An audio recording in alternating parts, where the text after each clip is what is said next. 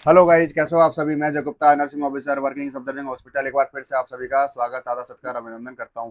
दोस्तों, सबसे बड़ा क्वेश्चन मार्क क्या है कि सर हम मॉक टेस्ट लगा रहे हैं, क्वेश्चन के साथ हम डील कर रहे हैं, क्वेश्चन भी हमें फेमिलियर लग रहा है, लेकिन फिर भी वो क्वेश्चन हमारा गलत हो रहा है। सर हम दो क्वेश्चन में कंफ्यूज हो पा रहे हैं। सर हमें नहीं पता लग पा रहा कि सी आंसर जाएगा या डी आंसर जाएगा। और आपको भी पता है 15 से 20 क्वेश्चन ऐसे होते हैं जिनका आंसर आपको नहीं पता होता, लेकिन जो रैंकर्स बनते हैं ना, वो फिर भी उनका सही आंसर कर लेते हैं। क्यों, क्या रीजन है गाइज? वो डिसीजन प्रॉपर ले पाते हैं। तो जो मैं आपको 4 टिप्स देने वाला हूँ, वो आज से ही आप मॉक टेस्ट के अंदर अप्लाई करना स्टार्ट कर देना और पूरी वीडियो को अंत तक देखना, क्योंकि ये 4 टिप्स आपके मॉक टेस्ट के अंदर आपको यहाँ से यहाँ ले जाने में बहुत ज्यादा मदद करेंगे। और मैं बहुत बार पहले भी बता चुका हूँ। तो गाइज पूरी वीडियो को अंत तक देखना, और जिन्होंने भी चैनल को सब्सक्राइब करके बेल आइकन नहीं दबाया, फटाफट बेल आइकन जरूर दबा लेना सारे अपडेट के लिए। तो रूल नंबर वन है कि जो एक्सट्रीम वर्ड होते हैं उनको, जो ऑप्शन के अंदर एक्सट्रीम वर्ड यूज किया हुआ है, हटा दो।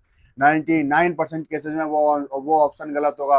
Extreme word like always word आ जाए, भाई हटा दो उस ऑप्शन को। शुड बी वर्ड आ जाए, हटा दो। ओनली वर्ड आपको दिखाई दे, हटा दो उस ऑप्शन को। नेवर वर्ड आपको दिखाई मिल जाए, हटा दो उसको।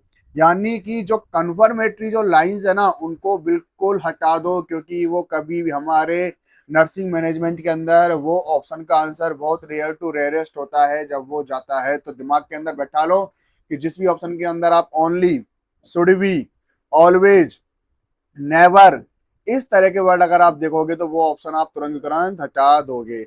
Is that clear? दूसरी टेक्निक अपनी आती है गाइज कि हम सर दो ऑप्शन में कंफ्यूज हो जाते हैं, हमें नहीं पता होता कि आंसर सी करेंगे या डी करेंगे। तो इसका मैं बहुत अच्छा रीजन आपको दे देता हूँ गाइज, कि आप जब 4 ऑप्शन देखते हो ना, जैसे कि हाइपोकेलेमिया, हाइपरकेलेमिया, हाइपोनेट्रेमिया, हाइपोफास्फेटेमिया, तो देखो हाइपोनेट्रेमिया और हाइपोफास्फेटेमिया तो बहुत अलग चले गए डायरेक्शन में, लेकिन हाइपोवोलेमिया और हाइपरवोलेमिया ये दोनों सिमिलर वर्ड हैं। ये कहते हैं ना, एक ही चीज के समानार्थी अर्थ। तो आंसर 95 टू 97% केसेस में इन दोनों में से आंसर होता है। यानी कि वो दो ऑप्शन तो आपके ऐसे एलिमिनेट हो गए, हाइपोफास्फेटेमिया और हाइपोनेट्रीमिया। अब आंसर जाएगा आपका हाइपोवोलेमिया, हाइपरवोलेमिया से। अब यहाँ पर आपका बेसिक कंसेप्ट क्लियर होना चाहिए इस क्वेश्चन को लेकर। अगर आपका बेसिक कंसेप्ट क्लियर है तो ये क्वेश्चन आपका कभी भी जीवन में गलत नहीं हो सकता। तो इस तरह से भी आप एलिमिनेशन टेक्निक को यूज कर सकते हैं। तीसरा पॉइंट, ये मैं तुक्का नहीं है गाइज, ये सिर्फ मेरा एक परसेप्शन है, और मैं क्या कहूँगा, इसका मेरा एक पर्सनल एक एक्सपीरियंस है जो मैं आपके साथ शेयर कर रहा हूँ। इसको ये मत समझना सर तो कुछ भी तुक्के में बता रहे हैं। हालांकि ये तुक्का जैसी चीज ही है, लेकिन आप इसको अप्लाई कर सकते हो अगर आपको कोई क्वेश्चन अटेम्प्ट करना ही है और आप फंस गए हो। ये मेरा पर्सनल एक्सपीरियंस कहता है, और जिन बच्चों ने बहुत अच्छी मेहनत करी होगी उनको भी पता होगा। गाइज आपने क्वेश्चन पढ़ा, अब आपको ऑप्शन के अंदर लग रहा है कि सर इसका आंसर ए भी हो सकता है और इसका आंसर सी भी हो सकता है, और आपको वो क्वेश्चन अटेम्प्ट करना ही करना है, तो भाई मैं तो आपको कहूंगा आप सी ऑप्शन के साथ जाइए। क्योंकि एग्जामिनर हमेशा ये सोचता है कि बच्चा जब भी ए ऑप्शन को देखता है तो ए ऑप्शन पे टिक करके आगे कैरी फॉरवर्ड हो जाता है, बाकी के ऑप्शन को वो रीड नहीं करता। तो एग्जामिनर आपको इसी जगह ट्रैप करने की कोशिश करता है। तो आप इसके अंदर एक चीज ये कर सकते हैं, जब भी आपको लगे कि ए ऑप्शन सही है या सी ऑप्शन सही है, तो आप सबसे बेस्ट है आप सी ऑप्शन के साथ कैरी फॉरवर्ड हो सकते हो।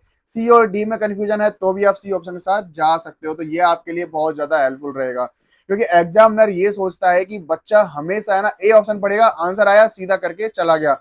आप कभी भी क्वेश्चन को दोबारा रीड नहीं करते, और ये हमारी सबसे बड़ी गलती हो जाती है। होती है नहीं होती है? चौथी चीज जो मैं आपको बताने वाला हूँ, एक्सट्रीम वर्ड। अब इसमें भी मैं आपको बोलूंगा कि जो उसके अंदर की हाईलाइट्स वर्ड है ना, देखो मैंने नॉर्थ साइड के पीवाई को आप लोगों के लिए कराए थे, सारे पीवाई को करा दिए, नीट पीजी करा दिया, एफएमजी करा दिया। तो जो बच्चे आंसर्स करते थे, मुझे सबसे बड़ा लैक पॉइंट लगा कि आप क्वेश्चन को रीड नहीं करते। उसके अंदर लीस्ट वर्ड है, उसके अंदर मोस्ट प्रायोरिटी वर्ड है, उसके अंदर फर्स्ट वर्ड। अब जैसे क्वेश्चन है एम्स, पता है क्या करता है, नए क्वेश्चन नहीं होते एम्स के पास, लेकिन वो क्वेश्चन की लैंग्वेज में फंसा देगा।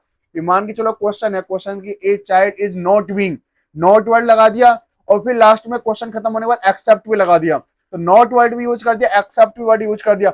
इसका मतलब है जो एग्जैक्ट आंसर होना चाहिए वो आंसर जाएगा, यानी कि नॉट और एक्सेप्ट एक दूसरे से कैंसिल आउट हो गए। अगर क्वेश्चन पूछता है ए चाइल्ड इज बीइंग, ऐसे क्वेश्चन आता और फिर लिखता है एक्सेप्ट, तो 4 ऑप्शन में आपको वो आंसर करना होता जो जो आंसर उस क्वेश्चन के अकॉर्डिंग उसको फुलफिल नहीं कर रहा है।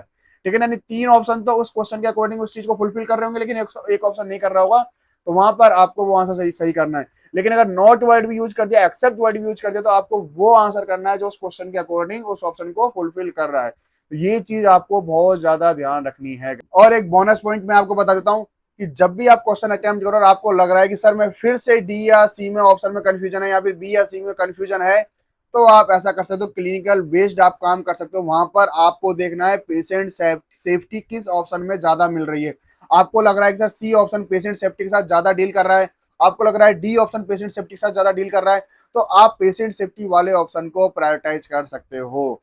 और गाइस ऐसा कोई क्वेश्चन जिसके अंदर चारों ऑप्शन आपको नहीं लग रहे हैं और फिर भी आपको वो क्वेश्चन अटेम्प्ट करना है, तो वो आपकी सबसे बड़ी मूर्खता है भाई। उस क्वेश्चन को आपको छोड़ दो, वो क्वेश्चन आपके लिए नहीं बना हुआ। तो ये 4 से 5 पॉइंट अगर आपने अपने मॉक टेस्ट के अंदर अप्लाई किए, तो ये मेरा दावा है आपके क्वेश्चंस गलत नहीं होंगे और आप रैंकर्स बनोगे। रैंकर्स, मैं गारंटी दे रहा हूँ, रैंकर्स यही सोचते हैं और इसी तरह से एलएमएस टेक्निक यूज करते हैं। और जिन भी बच्चों ने नॉट सेट के पीवाईक्यू नहीं किए हैं, नीट पीजी एफएमजी के सारे पीवाईक्यू मैं करा चुका हूँ। मेंबरशिप ज्वाइन कर लेना, ज्वाइन लेवल 1 या लेवल 2 की जो भी आपको सही लगे। लेवल 2 के अंदर फंडामेंटल की क्लास भी आपको मिलेगी, एडवांस लेवल की, जो आपको कभी किसी ने नहीं पढ़ाई होगी। आई होप आपको वीडियो अच्छी लगी हो। वीडियो अच्छी लगी तो चैनल को सब्सक्राइब करके बेल आइकन जरूर दबा देना। थैंक